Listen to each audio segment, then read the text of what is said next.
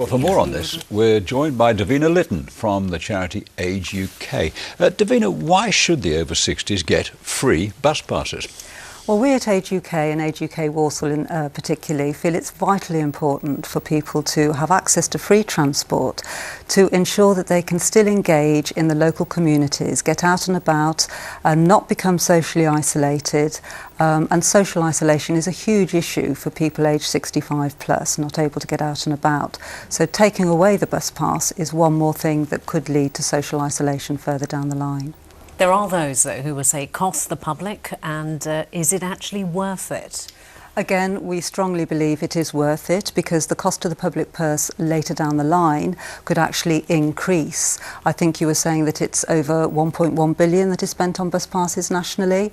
The cost to the public purse later down the line would probably be even greater, with people accessing health and social care services to a greater degree. We know that 1 in 4 people aged over 65 plus suffer from depression.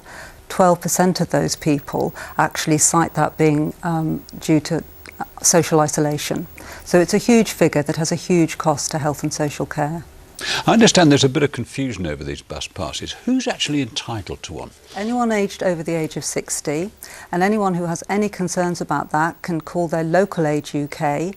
Our Age UK Walsall number is 01922 638825, but any local Age UK can help you across the West Midlands.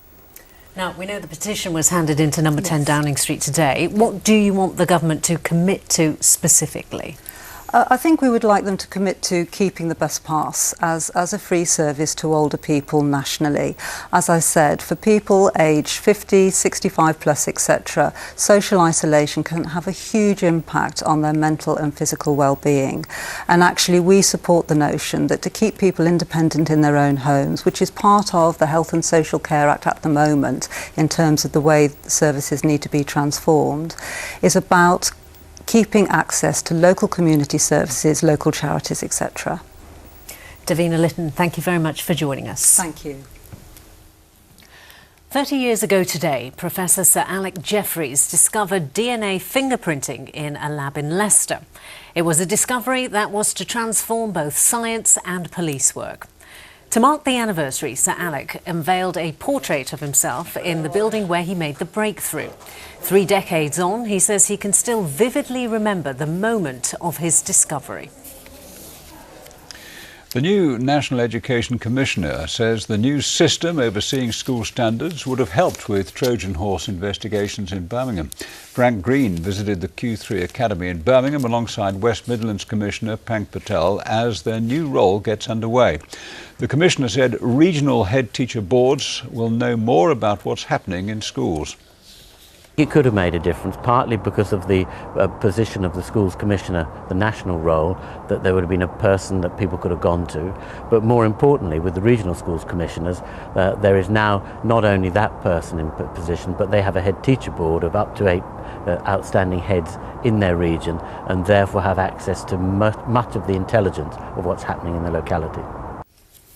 It's just gone 6:15. You're watching ITV News Central. Still to come. Toyah Willcox joins the crowds in Worcestershire as the tour of Britain whizzes through her hometown. The excitement was utterly compelling. I have never known Pershore be so tense with excitement. And join me for your weather forecast. What's in store for the West Midlands as we head through the next few days? Details on the way.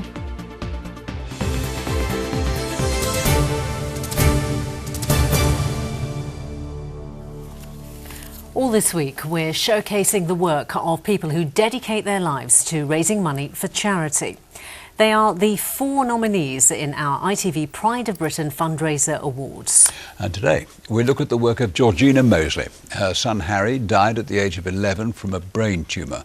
He'd raised thousands for Cancer Research UK, and Georgina wanted to continue and expand on his legacy. Jane Hesketh reports.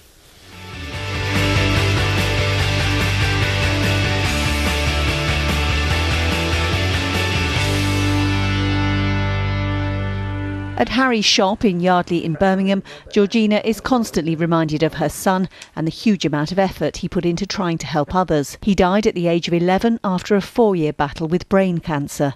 Despite his illness, Harry raised £500,000 for cancer charities by making beaded bracelets and selling them for £2 each. If Harry was here, this is what Harry would be doing. So it was always about Harry helping other families, not himself. And I'm just glad, you know, from the hurt that we feel and how cancer still affects our life to this day, that I'm just glad that we can give hope to those who have still got that hope. Harry's determination won him an army of followers, including many famous faces. His mum is also determined that she will continue to help others in his memory.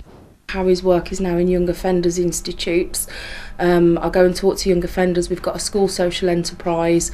We do workshops and we do an award ceremony for children every year as well. So it's about trying to show people, you know, Harry proved, regardless of age, wealth, lifestyle and well-being, that if you care enough about something in life and you're passionate enough, you can make change.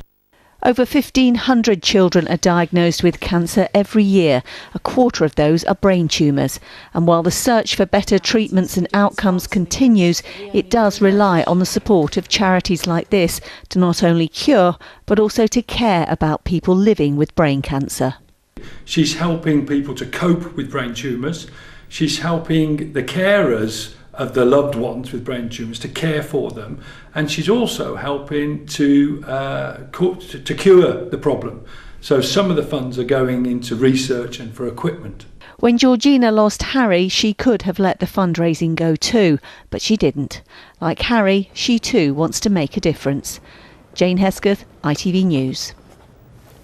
And she is indeed a remarkable woman, and we'll meet our final nominee on tomorrow's programme and we'll announce the winner on Friday. The national and international news is a few moments away. Let's take a look at what's coming up with Mary Nightingale. Tonight we're live from Edinburgh, where the Prime Minister has led the charge from Westminster to keep the kingdom united. In an impassioned plea, David Cameron says he would be heartbroken if the yes vote wins and the home nations are torn apart. Meanwhile, his opponents are riding high, with Alex Salmond claiming Westminster is panicking. Also tonight, a special report on dementia, as figures suggest caring for sufferers costs families tens of thousands of pounds. Mark Austin will be in Edinburgh, and I'll have the rest of the day's news here in London, all at 6:30. Now, did you see the sky last night? Well, in a moment, Lucy will be here with more on the supermoon finale.